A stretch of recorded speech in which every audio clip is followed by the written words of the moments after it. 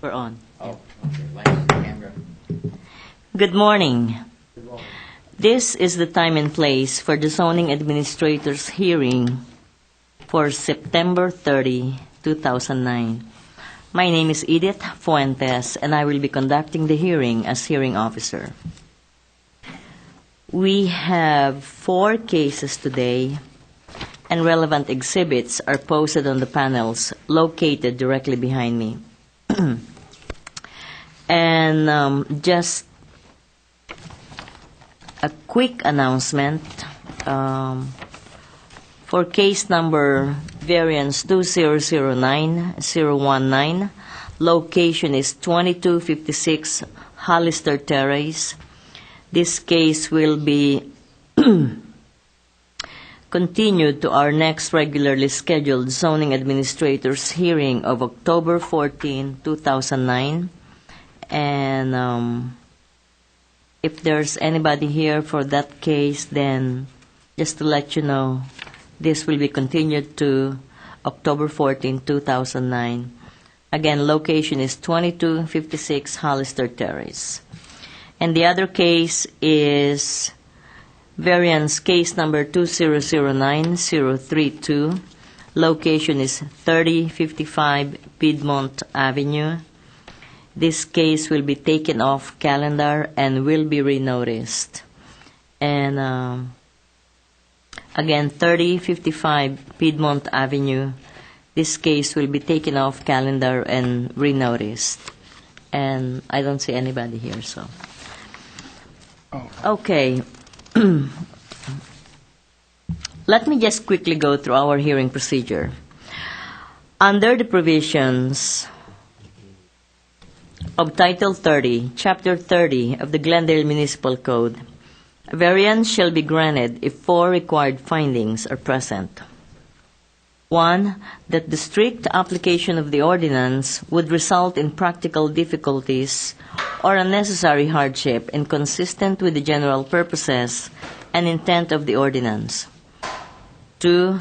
That there are exceptional circumstances or conditions applicable to the property involved or to the intended use or development of the property that do not apply generally to other property in the same zone or neighborhood.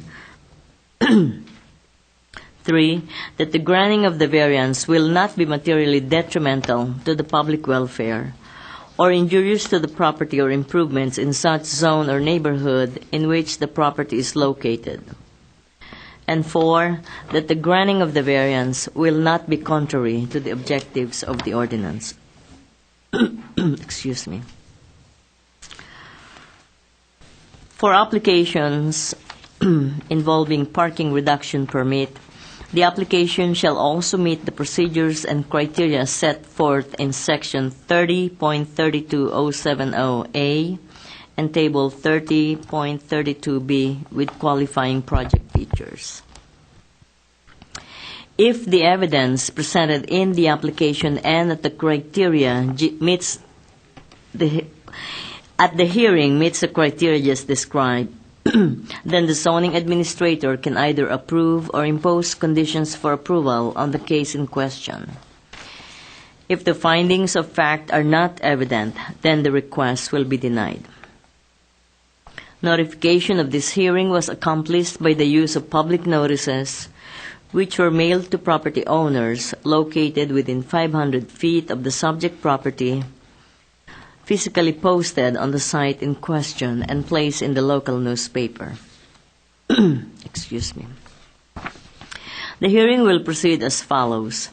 I will read a description of the request or the application, and then read reports received from other city departments and other letters or communications from interested parties. The case planner will make a brief presentation and overview of the case and make a recommendation. The applicant will then be asked to come forward, stating both name and address, and will be asked to present the case within a 15-minute time limit. Others in support of or in opposition to the application and any interested parties will be asked to come forward to speak. Again, clearly stating both name and address within a 3-minute time limit. Lastly, the applicant will be given the opportunity to make closing comments if desired in response to testimonies given by preceding speakers within a 5-minute time limit. The hearing will be closed and the case taken under submission. After the hearing, the decision will be prepared in writing and will be in the form of a letter sent to the applicant and to all persons who responded to the public notice, either by speaking at this hearing or by submitting written responses and have provided their name and mailing address. I would like to emphasize that the date of the decision will be the date appearing on the letter. Under the appeal provisions of Title 30, Chapter 30 of the Glendale Municipal Code, the decision may be appealed to the Planning Commission within 15 days of the date of the decision. Anyone wishing to appeal may obtain forms and brochures on the procedures from our Building and Safety Section, Permit Services Center, located on the same floor of this building. If you wish to speak, please write your name and address on one of these speaker forms, which have been provided by the front door, and submit it to our assistant. I would like to also inform everyone that the official proceedings of the zoning administrator's hearing are recorded on tape as part of public record.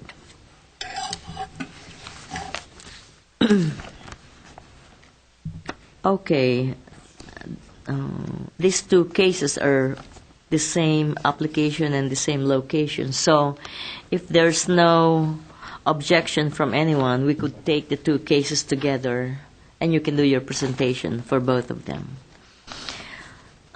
Case number variance 2009-026.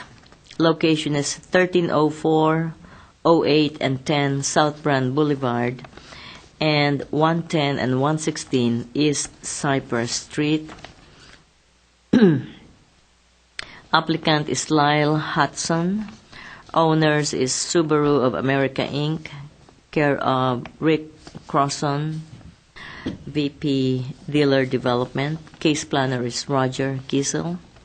This is an application for a variance to allow the installation of 2 wall signs on the western facade of an existing building to be used for a new automobile dealership.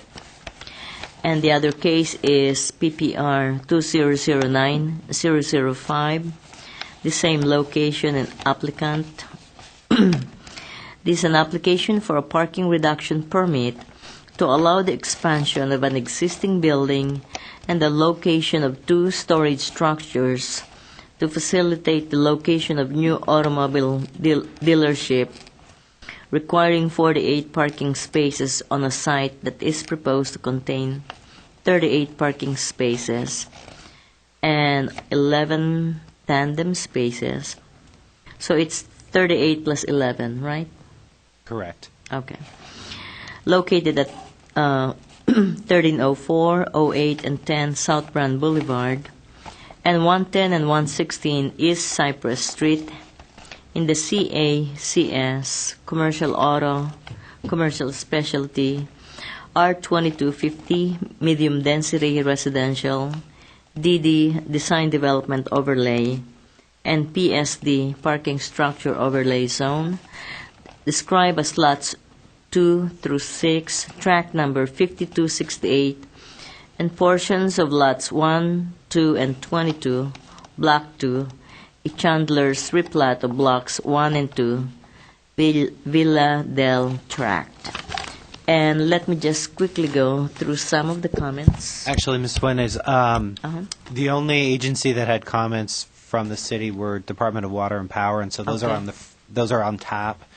Oh, No, none other of the city departments had no comments. major concerns from other, okay. They had no comments.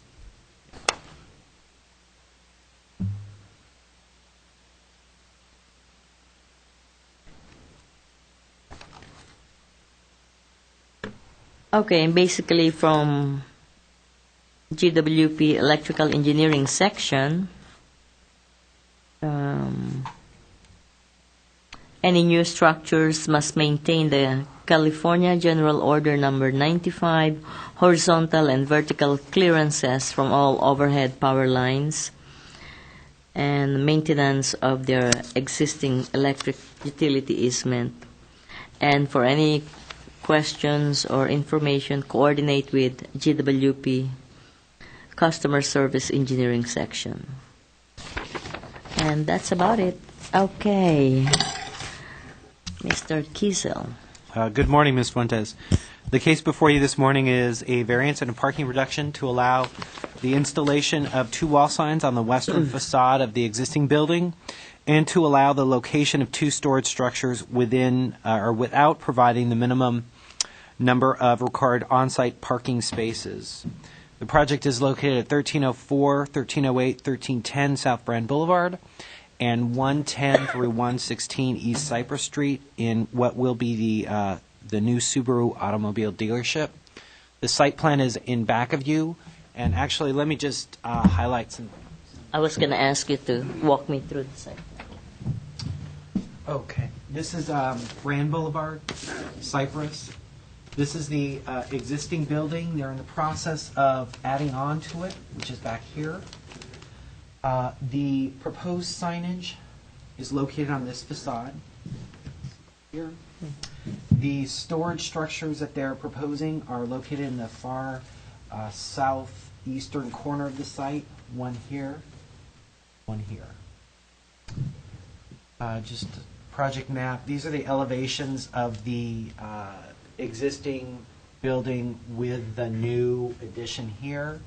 This is the facade of the building that looks onto Brand. So there are two wall signs are here. Here's some information on the 2 signs they're proposing. Can I ask? This one says storage pod to be relocated. Where is it coming from?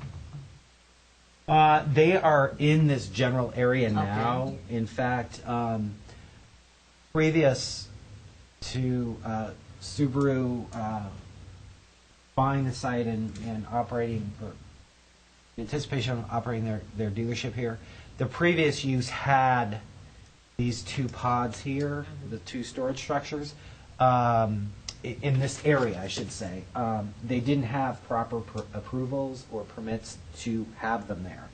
And so when my understanding, when Subaru took over, they also, this was included, these storage structures were also included as part of their as part of ownership of the site, and so they are now wanting to go through the proper procedures to have them located here.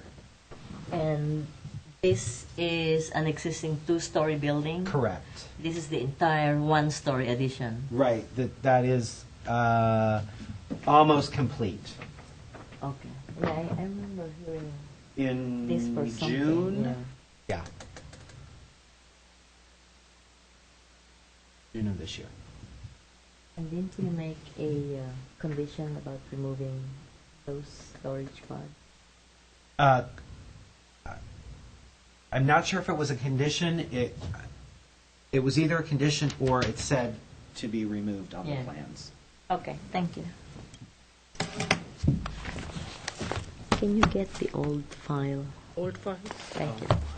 Go ahead, Roger. Okay. As previously mentioned, a variance is requested to allow the installation of 2 wall signs where only one wall sign would otherwise be permitted. Staff is supportive of granting this variance for a number of reasons. The intent of the sign regulations is to protect and enhance the physical appearance of the community and create a more attractive business climate. Strictly applying provisions of the code would present a hardship in this case. The area of both wall signs together, the area of both proposed wall signs together, totals approximately 50 square feet, while the maximum sign area allowed for this building frontage would be just over 200.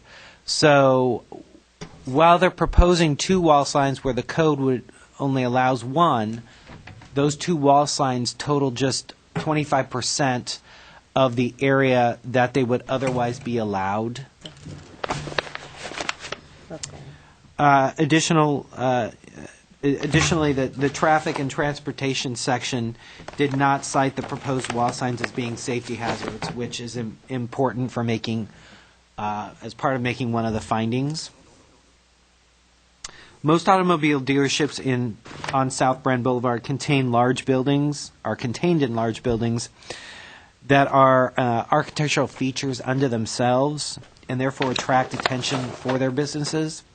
The small size of the subject site, resulting in the relatively modest existing building, makes it unique among most automobile dealerships in the South Brand Boulevard area, and is the exceptional circumstance which warrants granting the variance request.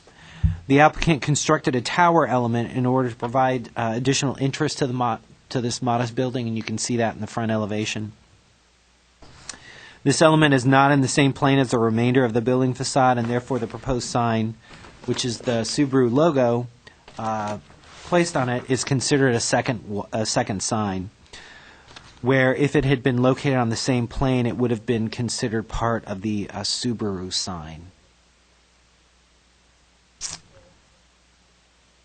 Now, with regard to the parking reduction permit, the proposed project requests to locate two storage structures for a total of 320 square feet in area on the subject site. This does require additional parking, and in fact, one of the storage structures is proposed in a tandem parking space. So the current parking reduction permit application requests to allow the proposed storage structures without providing the required minimum 48 parking spaces. The site in total with the building and the two storage structures requires 48 parking spaces. While there are 49 parking spaces provided on the site, 11 of those spaces are in a tandem arrangement, and the city zoning code does not recognize tandem parking spaces as meeting the parking requirements of the code. Therefore, in order for them to locate these structures on the site, they would need approval of a parking reduction permit from the zoning administrator. Again, staff is also supportive of this request. The intent of the city's parking regulations is to provide suitable off-street parking facilities for the general welfare and convenience of the public.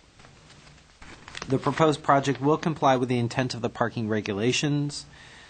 Parking spaces are proposed on the project site are convenient to both the sales component of the dealership as well as the repair or service component of the automobile dealership. On-site parking adjacent to South Brand Boulevard, as well as East Cypress Street, will be for customer parking of the dealership. There's the parking spaces between South Brand Boulevard and the building will be reserved for customers. While technically not meeting the minimum parking requirements of the project without the tandem spaces being counted, these spaces are appropriate for the automobile dealership use. Cars waiting to be serviced, as well as cars already serviced waiting for owner pickup, generate a portion of the needed parking for automobile dealerships, and this can reasonably be accommodated in a tandem arrangement with very little inconvenience. Their cars that are waiting to be serviced or waiting to be picked up are handled by employees, not the people that employees of the dealership, not the owners of the cars, and so it's reasonable to allow tandem parking in that case. Additionally, a mitigation measure in the initial study of the project requires that tandem spaces be clearly marked for employee and in-service parking, car parking only. So prior to opening of the dealership, those tandem spaces will be marked as for employee or for service vehicle parking only, not for customer parking. That concludes my presentation. If you have any questions, I'd be happy to try to answer them. Just a quick question. When I heard this case last May, right? And decision was rendered in June. One of the conditions or one of the requirements was for them to have a covenant to tie the two lots together. Has that been executed or done? I think it's being worked on. It hasn't been executed yet, and they will not get a certificate of occupancy until that's been done. But I believe it's because it says it's June, in the works. July, August. It says within 90 days. July, August, September, October. So Yeah, they've got some time, but yeah. I think actually the applicant has more information on that. Okay. Thank you. Who's going to present this case? I don't have a speaker card.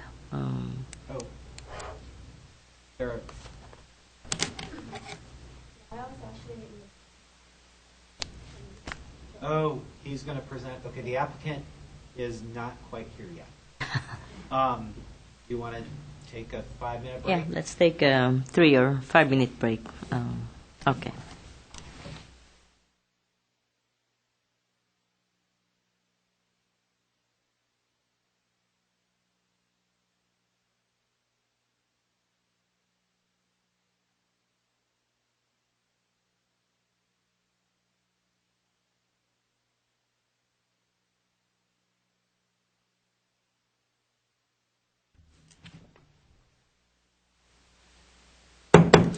Okay, we're back in session, and again we're hearing variance 2009-026 and parking reduction permit 2009-005. This is for Subaru of America, located at 1304, 08, and 10 South Brand Boulevard, and 110 and 116 East Cypress Street. And to present the case is Mr. Lyle Hudson. Good morning, Madam Administrator. Again, my apology for being tardy this morning, but thank you very much for waiting. We have 2 issues, and I believe we're doing both of those this morning. I didn't hear the first part, but the first portion of this is the storage pod location on site that we are requesting. 2 storage pods be able to be permitted on site. They are take up a parking place for one of them, and we've asked for a parking adjustment to allow for that. These 2 storage pods are necessary for this in the fact that we have a requirement from the manufacturer for parts department and parts storage for a certain amount of square footage. So rather than build structure, of which we were limited in the amount of structure we could build, that we utilized the storage pod. And again, these storage pods were on site originally when the purchase was made. That probably doesn't have much bearing in this, but they were utilized as additional storage to help bring the facility as designed into compliance with Subaru's requirement for the number of the square footage of part storage. Again, that encompasses putting 2 storage pods, one in a location that we've adjusted outside of the easement in the back for the landscape, so we allow for full landscape compliance in an area that is designated just for the one storage pod. The second storage pod is located in the parking lot and takes up 1 parking space. And again, that's the reason for the request for the parking adjustment. Additionally, because we are adding square footage, there is a an additional parking requirement added to that as if it were a built structure for the square footage of the building. So it's added to that, but we still maintain our parking requirements based on the numbers that were provided. The second item is the request for a Subaru logo sign to be incorporated into the facade of the building. The city allows for us to have a logo sign in addition to our lettering that identifies the brand. However, the requirement is that that logo be placed in the same plane as the letters, and that was not possible in order because of the tower we put. Subaru, as a brand ID, puts their logo on their tower, the signature tower, which we pulled away from the building. Again, that was not only was that Subaru's design criteria, but it was also the city, when we went through design review, we're looking for variations in planes and for some interest in the front. So again, we accommodated that and then wanted to put the logo sign in the tower as required by the signage requirements from Subaru. So again, the logo sign is permitted. It's just not permitted in the location that we put it. So it's not as though we're asking for more square footage, but rather than a different location than would normally be done for based on city requirements. And those are our two requests this morning.